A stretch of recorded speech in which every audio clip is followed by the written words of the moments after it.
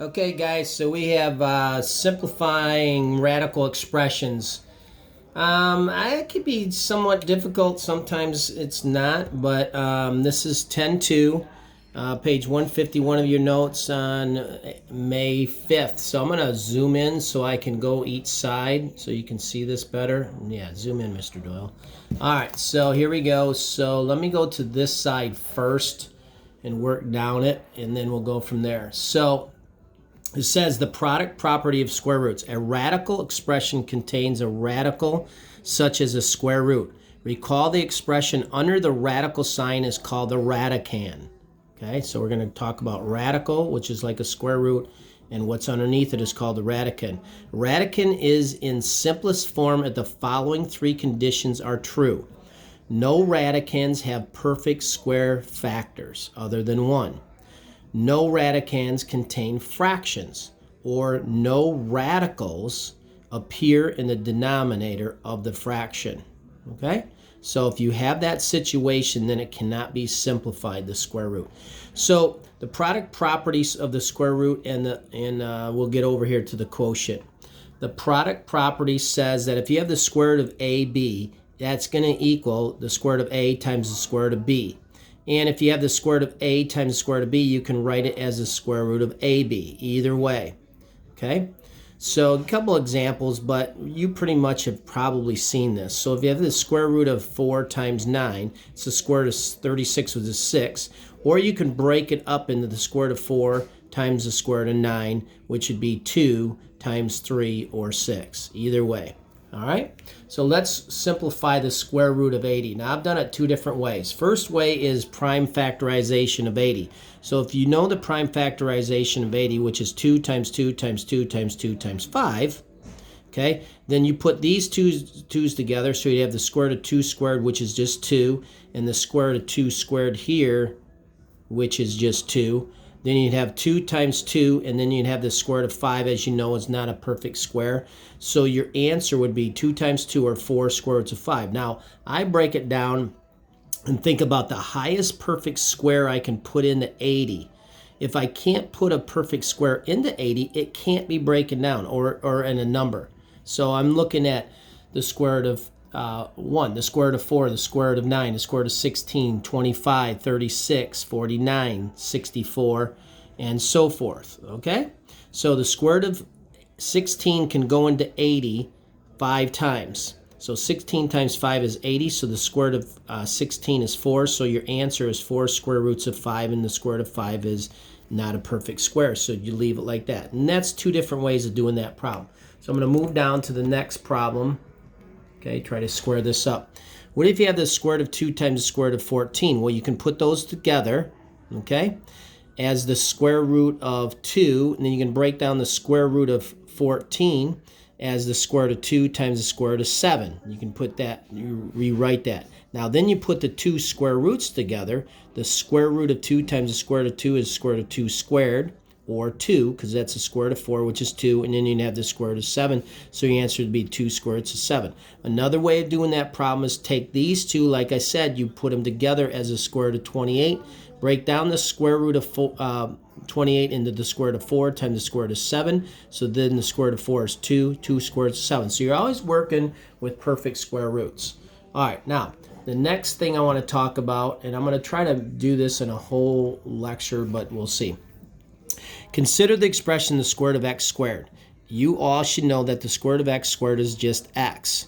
It may seem that x equals the square root of x squared, but when finding the principal square root of an expression containing variables, it may be, you have to be sure that the result is not negative. Consider x equaled -3, for instance. If we put -3 in for x, we'd square that and get 9. The square root of 9 is 3. That's not going to equal -3. Okay? So you got to be careful. So in other words, notice in this case, if the right side of the expression were the absolute value of x, the equation would be true. For expressions where the exponent of the variable inside a radical is even and the simplified exponent is odd, you may use absolute values. So you could say the square root of x squared is the absolute value of x. So in other words, if we have this one, the square root of x squared, we're going to have the square root of x times the square root of x squared, which is x times the square root of x. If we have the square root of x to the fourth and even, that's just x squared. If we have the square root of x to the sixth, we can think of that as the square root of, or the absolute value of x cubed. Okay? So now, let's say we're simplifying this next example, and I'm going to zoom in a little bit. Well, that's out. Zoom in a little bit so you can see the whole thing. So if you have the square root of 90x cubed y to the fourth z to the fifth power, you want to simplify that. So you basically do each part, the square root of 90, the square root of x cubed, and the square root of y to the fourth, and the square root of z to the fifth. So they just wrote this as numbers in factored form, okay? Factorization of 90. So 2 times 3 squared times 5.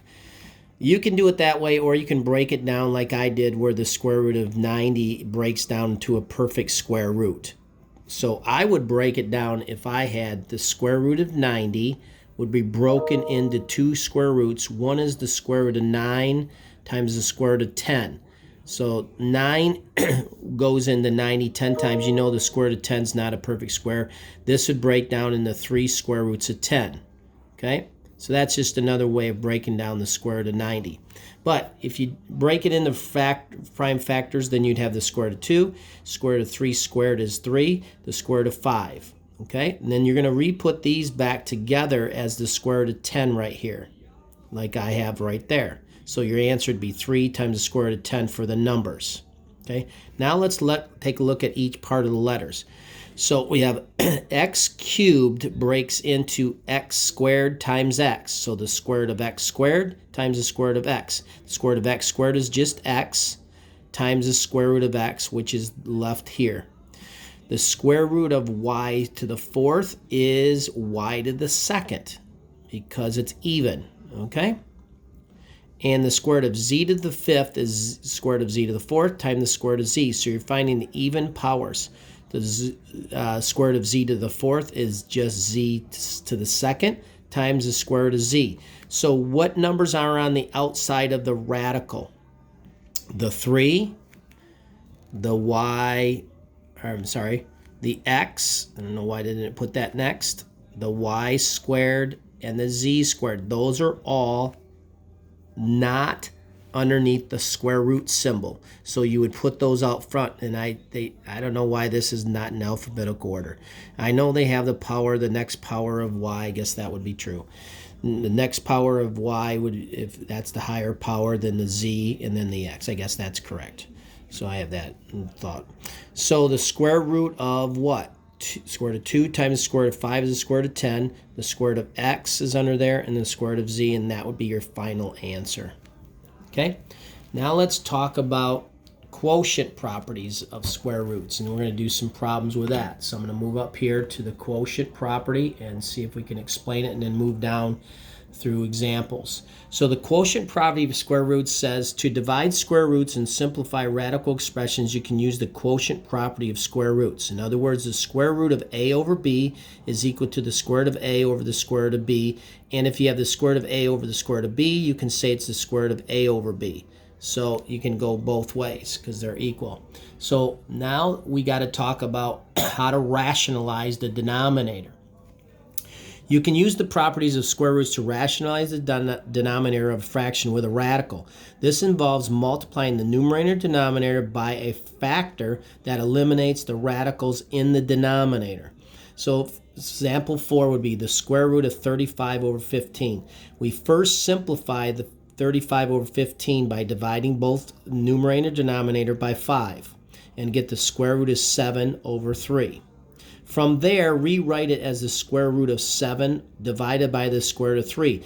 Now we have to rationalize this denominator. We cannot leave it as a square root. To do that, you multiply the numerator and denominator by that square root, which is the square root of 3. What is the square root of 3 over the square root of 3? It's 1. So you're not changing this fraction, you're just simplifying it. So then we multiply straight across. This is the square root of 21 divided by the square root of 3 times the square root of 3 is the square root of 9. The square root of 9 is a perfect square. It is 3.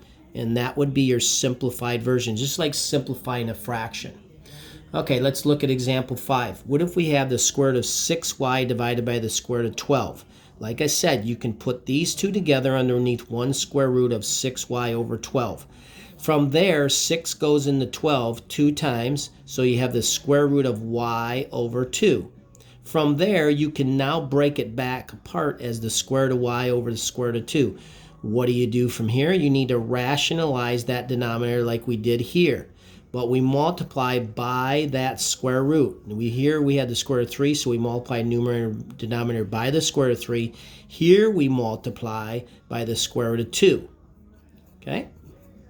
Not the square root of 3, because that wouldn't work, because it wouldn't make it perfect. So this becomes the square root of 2y, because both of them are in underneath the radical sign as a radicand. And the square root of 2 times the square root of 2 is the square root of 4, which is just 2. And there's your simplified version. Square root of 2y divided by 2. All right, now we got to talk about the next idea. The next idea is called binomials that can be conjugated. Okay, here you go. All right, so binomials of the form a times the square root of b plus c times the square root of d equals a times the square root of b minus, and a square root of b minus c square root of d, so plus and minus. So this looks like it's forming a difference of two squares possibly, where a, b, c, and d are rational numbers, are called conjugates. These are conjugates of each other. For example, 2 plus the square root of 7 and 2 minus the square root of 7 are called conjugates. The product of the two conjugates is a rational number and can be found using the pattern of difference of squares. Now I'm going to show you that. So remember, if we have two binomials, 1 plus 1 minus, the middle two terms, O and I, the two smiley faces, small smiley face and the big smiley faces, are going to cancel out. So watch what I do on here. We're doing the FOIL method. 2 times 2 is 4, so we get the first two terms. Okay, the outside two terms, if you remember, are going to be, the outside 2 is going to be negative 2 times the square root of 7. Okay?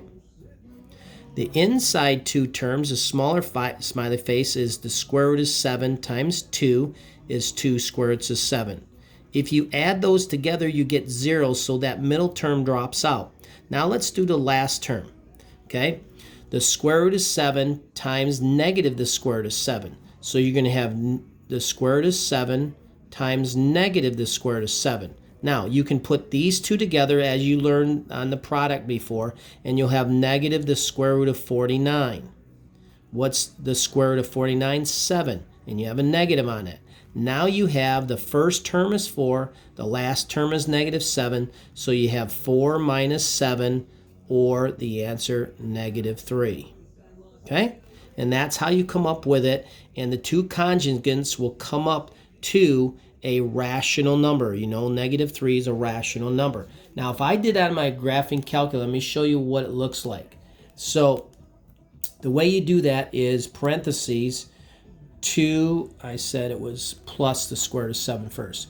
2, so I'm going to put two sets of parentheses. You'll see why in a minute.